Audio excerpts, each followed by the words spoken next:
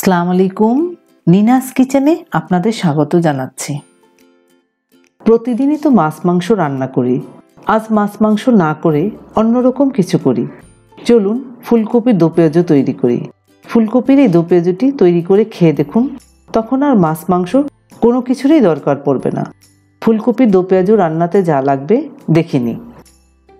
এইরকম মাঝারি একটি ফুলকপি নিয়েছি। ফুলকপির ফুল ছুরি দিয়ে কেটে নিচ্ছি। কাটা হয়েছে ফুলকপি। ফুলকপির এই ডাঁটির আঁশ ফেলে দিব। এবার এই ফুলকপির ডাঁটির আঁশ ফেলে দিচ্ছি। এভাবে বাকিগুলো ছাড়িয়ে নিচ্ছি। এবার ফুলকপি টুকরো করে নিচ্ছি। খুব ছোটও করব না, আবার বড়ও করব না। সবগুলো টুকরো করে নিলাম। এইরকম করেই টুকরো করে নিলাম। এবার পানি নিয়েছি এই পাত্রে। এই পানিতে দিব 1 চা চামচ লবণ। লবণ নেড়ে মিশিয়ে দিলাম পানির সাথে। পানিতে ভিজিয়ে দিচ্ছি ফুলকপির টুকরো। 10 মিনিটের মতো ভিজিয়ে রাখবো। এই ফুলকপিতে কোনো ময়লা থেকে থাকলে বেরিয়ে যাবে। 10 মিনিট পর ধুয়ে ঝরা দিয়ে রাখবো। এই পাত্রে দিচ্ছি 1 টেবিল চামচ তেল। তেল গরম করে নিচ্ছি। এই গরম তেলে দিচ্ছি ফুলকপির টুকরো। ফুলকপি ধুয়ে পানি ঝরিয়ে রেখেছিলাম। 2-3 মিনিট মাঝারি আঁচে ভেজে নিচ্ছি। 3 মিনিট পর আবার নেড়ে দেখছি ভাজা হয়ে এসছে। চুলার আঁচ একটু কমিয়ে দিচ্ছি। ফুলকপি ভাজা হয়েছে, আর ভাজতে হবে না। ফুলকপি বেশি ভেজে লাল করে ফেলবো না। ফুলকপি এই পাত্রে উঠিয়ে নিচ্ছি।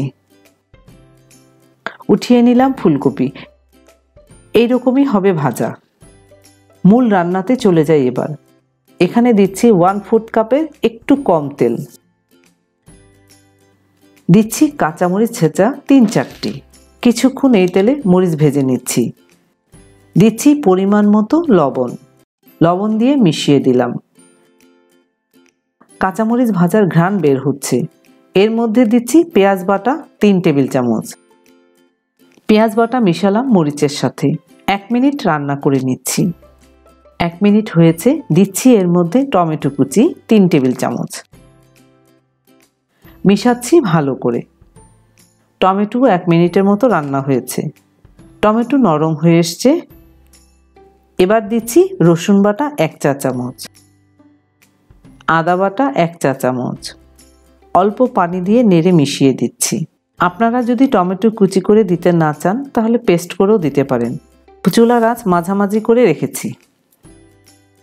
এবার দিচ্ছি আধা চা চামচের একটু বেশি হলুদ গুঁড়া। দিচ্ছি আধা চা চামচ মরিচ গুঁড়া। আরও দিচ্ছি ভাজা ধনিয়া গুঁড়া আধা চা চামচ। নেড়ে দিচ্ছি।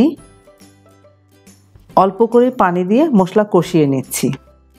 2 মিনিট হয়েছে, মশলা কষানো হয়েছে। সুন্দর ঘ্রাণও বের হচ্ছে।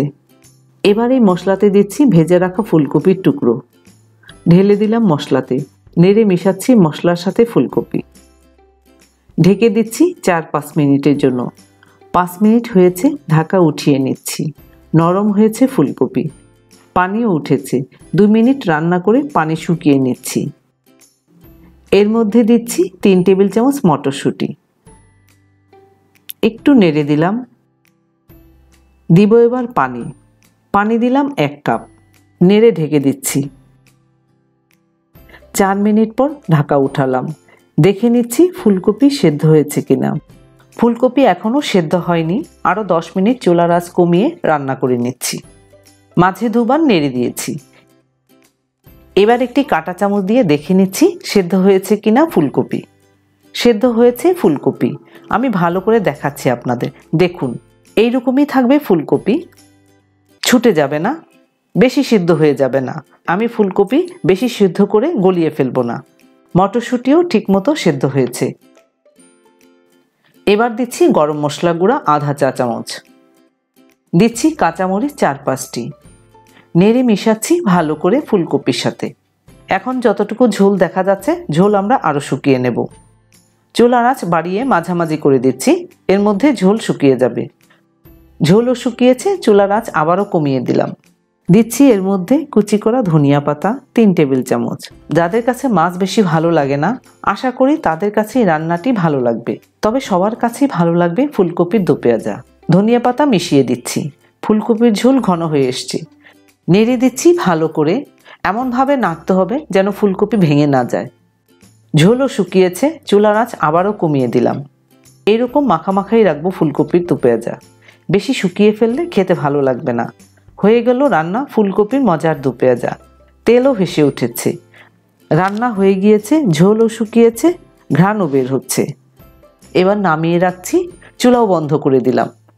গরম ভাতে গরম ফুলকপির দো পেঁয়াজা খেয়ে দেখুন, অপূর্ব লাগবে। সাথে যদি থাকে এক টুকরো লেবু। ফুলকপির এই দো পেঁয়াজা রুটি, পোলাও, ভাত সবটাতে খেতে ভালো লাগবে। ধন্যবাদ সবাইকে আমার ভিডিওটি দেখার জন্য। আপনারা ভালো থাকবেন সবাই।